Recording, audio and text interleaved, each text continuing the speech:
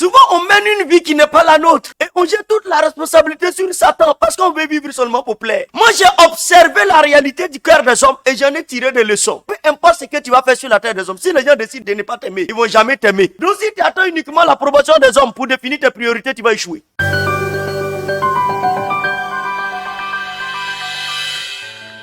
Tout ne peut pas avoir le même ordre d'importance dans ta vie. Tu ne peux pas tout placer au même niveau de priorité dans la vie. C'est pas possible. Si tu n'as pas tes propres priorités, tu seras en train d'exécuter les priorités des autres sans t'en rendre compte. Et ça, c'est le risque. Et ça fait que tu n'es pas diligent, tu n'es pas concentré. Parce que la longévité sur terre n'est pas le fait de vivre longtemps seulement. Si tu as fait 100 ans sur terre que ta vie n'a pas été construite, c'est un échec. C'est l'efficience et l'efficacité. Et pour ce faire, il te faut être concentré. On vit dans un monde où tout semble prioritaire. On subit la pression des autres. Et tu sais pourquoi? Tu as le sentiment de sous-pression des autres. Parce que tu t'es pas défini de priorités que tu exaltes au-dessus de tout. En réalité, dans la vie, tu commences à être libre que lorsque tu es capable de dire non. Ta liberté n'est pas seulement que quand tu commences à avoir l'argent, bien que tu es marié seulement. Ta véritable liberté, c'est ta capacité à dire oui ou non. Réellement, tu es libre. Tout ce qui contraint la volonté de l'homme vient du diable. Ça ne vient pas de Dieu. Tout ce que tu fais, tu dois le faire librement. Il dit, je suis à la porte de ton cœur, je frappe. C'est-à-dire que même Dieu ne s'impose pas aux hommes, il se propose. C'est-à-dire que toute relation humaine qui s'impose à toi, Dieu n'est plus dedans, c'est que Satan est derrière. Et c'est que c'est la manipulation des hommes. Dans la vie, on doit te donner l'option de choisir, c'est-à-dire de dire oui ou non.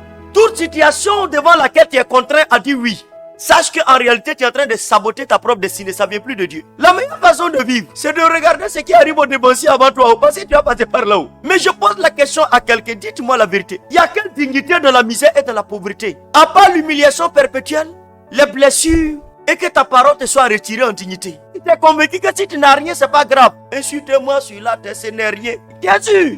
Moi, je ne crois pas à ça là. Depuis des siècles, depuis des décennies, on vit ces situations. Et on l'accepte. Et on a des discours de bonne foi qui semblent intentionnels pour encourager cela. Je ne quitterai ni la terre pauvre, et je ne léguerai pas à ma descendance la misère, ni la pauvreté, ni la honte. Le succès, la réussite, n'est pas le fait d'avoir un compte bancaire rempli. C'est le fait d'accomplir ce pour lequel tu es né. Pour accomplir ta destinée, les bonnes intentions seules ne suffiront pas. Il te faudra des valeurs, il te faudra des principes, il te faudra observer des lois, mais il te faudra également des ressources. Pour ne pas avoir regretté, tu es en train de te plaindre, ça va venir. Oh, le nouveau gouvernement va faire. C'est lui qui arrive à faire. Toi-même, de ta propre responsabilité, lève-toi maintenant, tout de suite, pendant que tu m'entends. L'idée d'entreprise que tu devais créer depuis, et puis tu es en train de tourner là. Aujourd'hui, là, va inscrire, va écrire. Dès demain, cette semaine, va créer. Même si tu perds, c'est pas grave, reprends. Pour faire plusieurs fois. Et non pas pour marcher, il tombe plusieurs fois avant d'avoir les pieds fermes.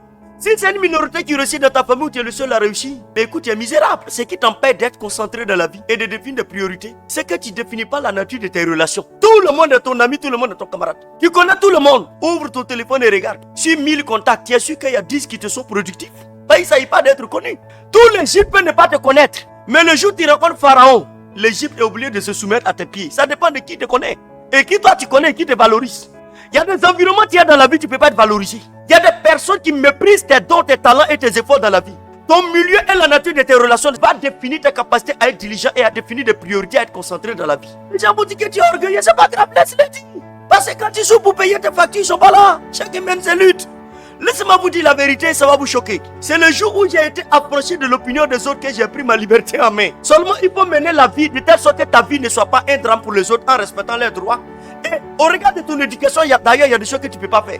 Mais il y a des gens qui te verront quand même des choses pour dire, lui là, il a fait telle chose. Tout le monde ne peut pas être ton ami, ni ton associé d'affaires. Tu es entrepreneur et tu n'as pas d'amis entrepreneurs aguerris ou bien des leaders de mentors sur toi. Tu veux conduire le peuple d'Israël. Est-ce que tu as déjà pris la route pour aller chez Jéthro pour connaître la route du désert? Tu vas conduire qui? Parce que l'aveugle ne conduit pas l'aveugle. Il y a les relations saisonnières. C'est-à-dire des personnes que tu vas rencontrer comme ça en passant.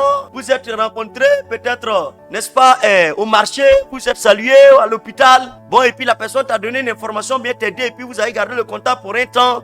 Quelques intérêts vous lient. Et puis il y a les relations saisonnières. Des personnes auprès desquelles, comme par exemple chez Potiphar. Joseph, tu es là juste pour apprendre un peu la microéconomie avant d'aller à la macroéconomie au plan national. Donc, concentre-toi pour apprendre même si Madame Potiphar est méchante. Il y a des types de relations saisonnières pour te construire dans la vie. Juste pour que tu apprennes. Ça ne veut pas dire que tu dois rester longtemps dedans. Il y a ce qu'on appelle les relations stratégiques de destinée.